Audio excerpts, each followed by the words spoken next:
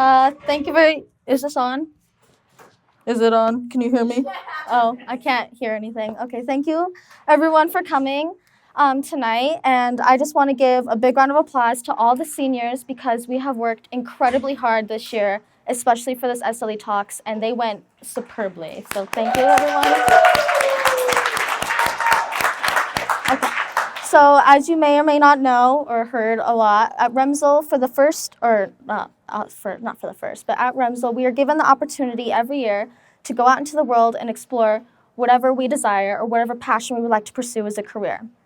And for the first 3 years, or the first 3 years of my high school at Remsel, I decided to go down a more artistic path. But then for my senior year, as I kind of realized that maybe I don't want to be drawing pictures of babies and little cartoons for the rest of my life, I decided to go down a more business venture. So I worked with somebody I've known my entire life, and he is a really good friend of mine and my mom's and my whole family, and his name is Bharat Singh, and he is the CEO and founder of a company called Talent Burst. And Talent Burst is a recruiting company that goes out and they help find people that are needed for jobs all around the world, and it connects these big companies who need people and people who need jobs and bridges them together, so it's very, very important. Well, while I was there, it's in Boston, by the way, Boston, Massachusetts. While I was there, I learned two very important things. My two biggest takeaways was one, learning independence, because my whole life I've always seen myself as a really independent person. I'm like, I'm the boss. I got everything I do. I know how to do everything. And my mom can vouch for that. I like to be the boss. But when I got to Boston, which my mom knew, I would like to thank you right now for coming with me for the first 5 days to Boston, because I told her, no, I don't need you to come with me. Thank goodness she came with me, because when I got there, I had no idea what I was doing, as most teenagers think that they got it until they don't. So she came with me for the first few days. She wasn't there the whole time, and she helped me every morning just so I knew what it was like to kind of be an adult. It was like an adult trial, I guess. And it's a good thing she came because she was able to help me, and then after she was gone, I was able to kind of go on my own. But one thing I learned is, and this is kind of where my title comes into play, I guess. I don't know why I called it Creating Connections. It was the first thing that popped in my head whenever Chad was like, what's your thing called? I don't know, Creating Connections. Sorry, I lost my train of thought. Okay, this is where I learned how sheltered I actually was. My whole life, I thought I was this great independent person until I went to Boston and I realized I had to do all these things on my own. I had never had to make a phone call for myself, except to like my friends or my grandma. I had never had to make my own appointments. I had never had to do anything on my own until I had gone to Boston.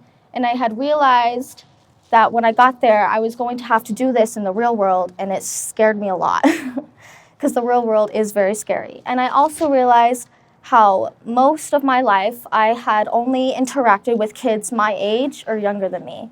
And when I was in this setting with a bunch of adults, I realized I was kind of alone. I had never had many interactions with adults, and adults to me were kind of big and scary and intimidating. So I was around all these adults all day, and I had to learn to come out of my shell. And it's no longer I don't have to be a kid, I have to be an adult now. But I also realized that I wasn't completely alone either. There was this woman who worked at the office, her name is Sneha. I know it was a little weird, but she's Indian. She was really good. It's a normal name in India. And she was 22, so she's not much older than I am. And to me, 22, that's over the drinking age. That's over 18. That seems like a pretty big adult to me. But I remember one day we were having a Halloween party, and all the adults were over here having adulty conversations, probably about politics or money or something. And Sneha is sitting over there wearing, Cusco from the Emperor's New Groove, because it was a Halloween costume party. She was wearing Cusco's costume thing, and she's sitting over there on her phone, all alone, kind of just staring at them. And I realized I am not alone. She knows exactly how I feel. So I went over to talk to her, and she goes, I hate adults. I hate being an adult. I hate adults. And she's like, they're always boring. She's like, I don't know how to talk to them. And I thought, thank God that I'm not the only one here. So together we decided to go and join this adult conversation, which actually wasn't an adult conversation. It was this guy who was like 36. His name was Craig. Craig was awesome. He was in a Harry Potter costume doing card magic tricks. And they were all goofing like kids. And it made me feel so much better because adults are not adults, they are children. and then that brings me to my second point, which was about failure. So I learned about independence and about failing. Of course, being in this big company with this guy who's a CEO, he makes a lot of money, and their company is doing really well. He probably, I don't know his whole story, but I didn't see a lot of failure, but I did experience it for myself. So like I said, I went to Boston thinking that I knew everything and I knew how to do all this stuff until they had asked me to do a simple task, which was to call and email a bunch of people from, because they have multiple offices in San Francisco, in Canada, in India, and all these places, and they were going to have another party soon where a bunch of people from the offices were going to come. And they needed me to book their flights and their hotels for them because as busy adults, they were adulting and they needed help. So I thought, oh, I got this. How easy is it? Because technology these days makes everything so easy. You can just type in a couple of things and sit there and watch the computers do it for you. So that's what I did. And somehow, in some way, my teenage cocky brain thinking, oh, this is perfect. I know exactly what I'm doing. Technology's doing it for me. I accidentally overcharged their business credit card $3,000, and I double booked a bunch of the hotel rooms and got not every single, but most of the names or dates wrong on the airplanes and all their flights. So I was getting a bunch of phone calls, and I'm like, yeah, no, it's just what the computer says, but I'll send you a new itinerary. It's not how it actually is. And that was probably one of the scariest moments of my entire life. Scarier than coming up here and standing on stage.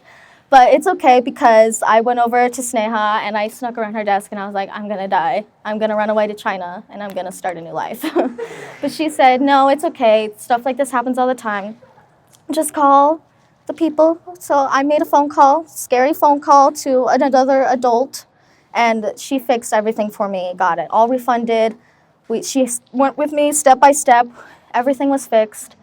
Nobody found out. Everything was okay. And I lived, thankfully. And I thought to myself in that moment, if I can survive this, I can literally survive anything. Well, almost anything. And then I got to thinking about how people are always telling you, especially like your moms, your mothers and fathers are always telling you about how making mistakes help you grow and they help you become better people. And without these mistakes, like you're never gonna grow, be a person. And you always want to be. You don't always want to be perfect. That's the wrong point. You don't want to be perfect because mistakes are what help you grow. And this is where I saw, in the office, they have this big neon green, like Callan shirt, like it's in your face green. But they have this quote by this guy, his name is Vince Lombardi. I'm not sure who he is, but he's probably important. And the quote, let's see if I can memorize it. It's, the price of success is doing the hard work, dedication to the work at hand, and dedication to the work at hand, and the determination that whether we win or lose, we have applied our best potential to the task at hand.